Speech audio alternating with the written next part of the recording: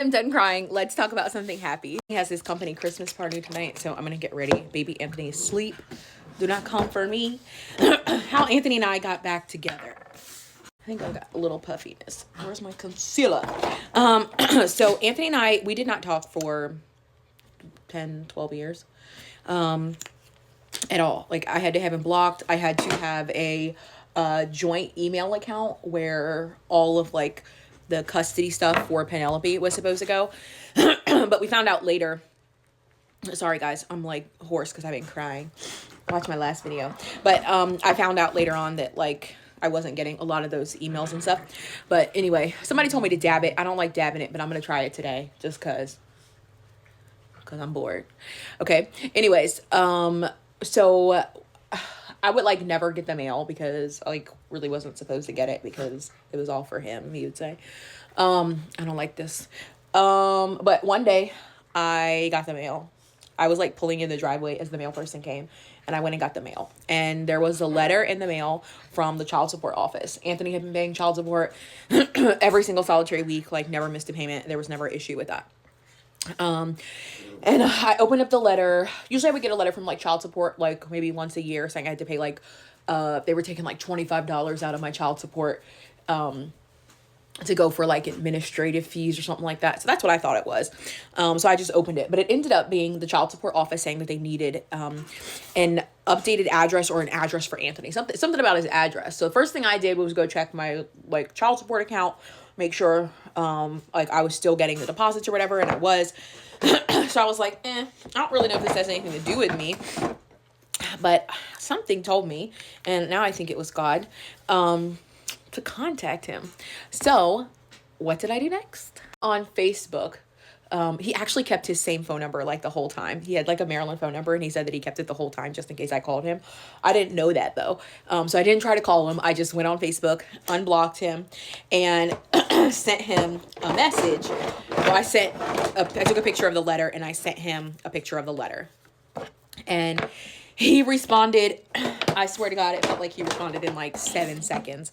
And I was like, hey, I don't know what this is about, but I just got this in the mail. And, you know, maybe you can call him and find out. And he was like, oh, thank you so much. I'll contact them and figure out like what's going on. And I was like, thank you so much. So I can't remember if it was the same day or the next day. But Anthony's like on it. Like if you ask Anthony to do something, he's on it. He does not delay. He hates procrastination. Like he gets stuff done. He cannot rest until it's done. So it was probably right away. And then he contacts me to let me know that he gave him like his address or whatever. And they never said why they needed it because he was paying them or whatever. But I was like, thank you for taking care of it. And he was like, thank you so much for letting me know. And I was like, thank you so much for taking care of it so quickly. And he was like, thank you for letting me know so quickly. And then we kind of went from there. He's like, you know, asking about Penelope and stuff like that. And when she got home from school that day, I was like, hey, your dad, I talked to your dad today. Like I didn't talk to him on the phone. It was just through Facebook Messenger. And he wants to talk to you. And so we scheduled for him to call her the next day, like when she got out of school. She was actually like getting ready for her first dance. And we were going to go to the alterations place to get her dress altered.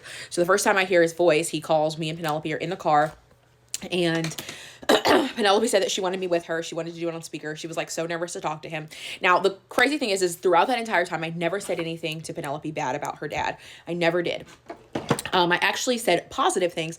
I would tell her all the time, my dad is like one of the funniest people in the world. Him and Anthony have such similar personalities. When Penelope started like spending time with my dad, I started telling her like, you know, how much you love Bop Bop, who's my dad.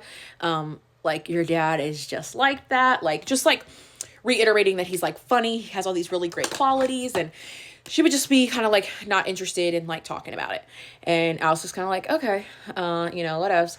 And we would leave it alone. So when she said that she wanted to talk to him, she said she wanted me there. We get on the phone, and immediately as soon as he calls, she says hello, everybody's crying.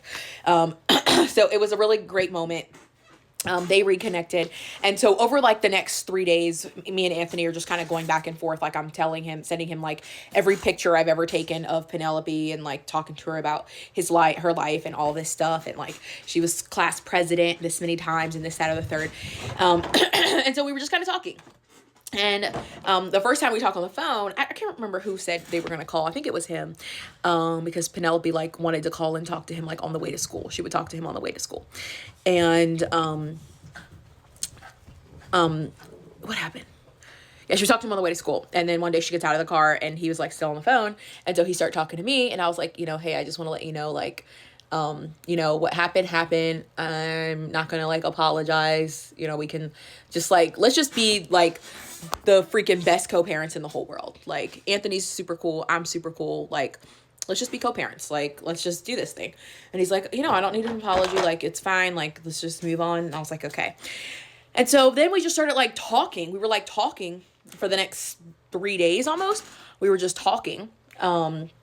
And we were talking about Penelope, but then we would start talking about like personal stuff, like stuff that he was doing. Like, I had no idea that he had bought this company or whatever. He thought I knew that he bought the company because he signed the like child support checks, but I'm like, the child support checks go to the state, and then the state would direct deposit. So I never saw it. Like, I had no idea. But I was like, that's really cool. That's awesome or whatever. He had no idea what I was doing. Like, he had no idea I was on social media or any of that stuff. So we were just kind of catching up. And then like day 3, I was like, I just felt so overwhelmed, something. And I always say something, but I know it was God. Like, in that moment, I felt super overwhelmed with like emotion of like shame and guilt, and just like feeling sorry for what I had done. So I call him up like sobbing, and I don't want to say begged him for his forgiveness, because he wasn't reluctant. I asked, like, I apologized.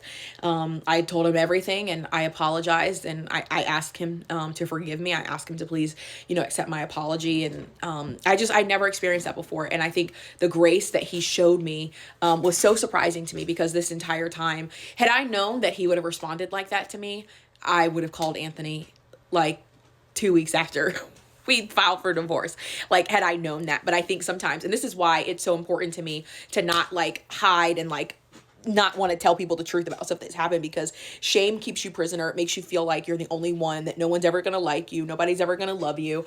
And so I wish that him and I would have had that conversation sooner, because we could have avoided, a lot of things. But we just kind of went from there. And Anthony, we were just talking. Like, Anthony and I have always been such great friends. And we just kind of went from there. He didn't really know everything that was going on with me, like at home with my son's father or whatever, because I didn't want to tell him, because I'm like, that's going to be so embarrassing. He's going to be like, told you so. Like, you went and married this old ass man, and this is what you get. So, I didn't really talk about it at all. But over the next couple of weeks, like, obviously I've told the story about how he was there and helped me, like, when I had to file for the protective order against my son's dad and all of that stuff. He was just there for me in a way that I don't think I've ever experienced. And he's the person that I would last expect to be there. So we just, like, we've always been best friends, and we literally picked up right where we left off. And I'd say that was like in the beginning of, well, no, it was in November when we started talking, like November 7th or whatever. But we didn't see him until like the first week of December, because we were going out of town. He was going out of town. And then we arranged to like meet up. I took Penelope. And we just like, when I saw him again, I've posted the video when we first saw each other again. It was just like, that was overwhelming. But I don't know. We just like, it was just so natural. Like, there was nothing ever forced. It was never awkward. And I don't know, we just decided like, hey, I think it wasn't until January. I think he wanted to, but he was also hesitant. And I was also like hesitant, because I'm like, I'm about to go through a lot. Like, I'm getting ready to be going through a divorce. Like, this is going to be a lot. And I did not want to put that emotional like stress or strain on him, because he's the last person that should have to be like dealing with that. But after like January, I think it was like middle of January, we finally were like, okay, we're gonna do this. Anthony was like encouraging me to like date other people, like literally. And I was like, this is so awkward. This is so weird. Cause I had like, I just never got the chance to do that. And then I was like, I don't want to, I don't know. And we just have this love for each other that goes beyond like, it's like, it doesn't matter how much time has passed. My feelings for him never changed. His feelings for me never changed. And now we get to build this beautiful life together.